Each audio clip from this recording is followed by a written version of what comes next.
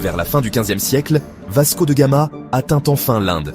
Une révolution s'amorce. Le poivre et la cannelle deviennent plus précieux encore que l'or. Ces petites graines et écorces, que l'on considère aujourd'hui comme banales, ont pourtant déclenché des guerres, enrichi des royaumes entiers et redessiné les routes commerciales du monde. Dans cette vidéo, on va plonger ensemble dans leur histoire incroyable, découvrir des anecdotes surprenantes, comprendre leurs bienfaits pour la santé et dévoiler quelques secrets que vous ne soupçonnez peut-être pas. Au Moyen-Âge, le poivre valait littéralement son poids en or. On pouvait payer ses impôts, régler un loyer ou même offrir une dot en grains de poivre. Autrement dit, les épices n'étaient pas seulement des saveurs, elles étaient une véritable monnaie et un moteur économique, politique et militaire. Cette quête d'épices a poussé les grandes puissances européennes à se lancer dans les explorations maritimes. Les routes commerciales vers l'Inde ou vers les fameuses îles aux épices ont donné naissance à des empires, des monopoles et parfois même à des guerres. La route des épices n'était pas seulement un chemin, c'était la colonne vertébrale de l'économie mondiale. Commençons par le poivre, surnommé l'or noir. Originaire d'Inde, il fut si précieux qu'il servait de monnaie d'échange. Imaginez payer votre loyer avec une poignée de grains. La cannelle, quant à elle, a une histoire encore plus ancienne. Déjà dans l'Égypte antique, on l'utilisait pour parfumer les plats, mais aussi pour des rituels et même l'embaumement des pharaons. Son parfum en faisait une épice sacrée et prestigieuse. Puis vient le safran, l'épice la plus chère du monde. Pour obtenir 1 kilo, il faut environ 150 000 fleurs. Récolte à la main, fil par fil, ce trésor rouge a marqué l'histoire au point que certaines villes médiévales échangèrent des parts de territoire contre du safran. Enfin, la vanille. Originaire du Mexique, sa fleur doit être pollinisée manuellement pour donner des gousses. Aujourd'hui, Madagascar est le premier producteur mondial, mais la méthode reste artisanale, et c'est ce qui donne à la vanille sa rareté et son parfum unique.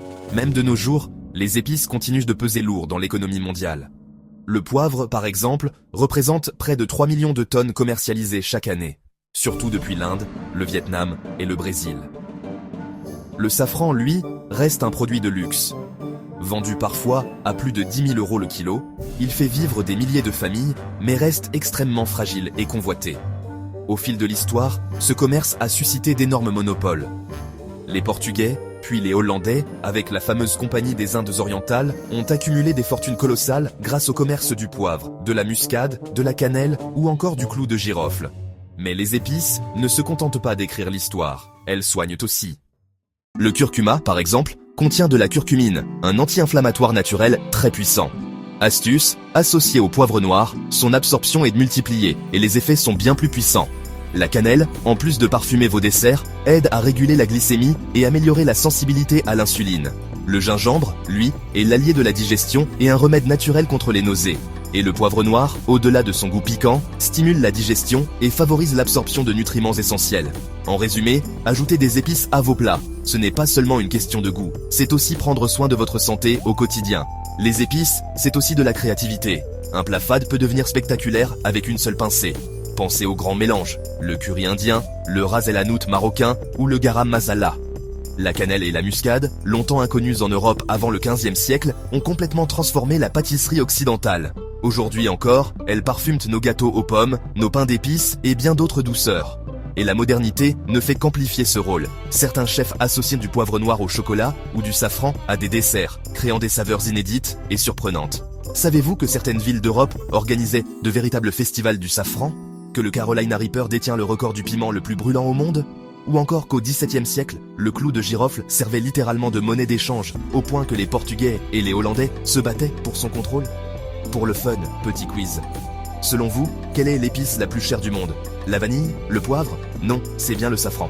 Et son prix mirobolant continue de fasciner. Maintenant, venons-en au concret. Comment profiter des épices chez vous ? D'abord, conservez-les bien, à l'abri de la lumière et de la chaleur, dans des bocaux hermétiques, car elles perdent vite leur arôme. Ensuite, dosez-les avec soin. Une pincée de safran ou de piment suffit. Enfin, amusez-vous avec les associations.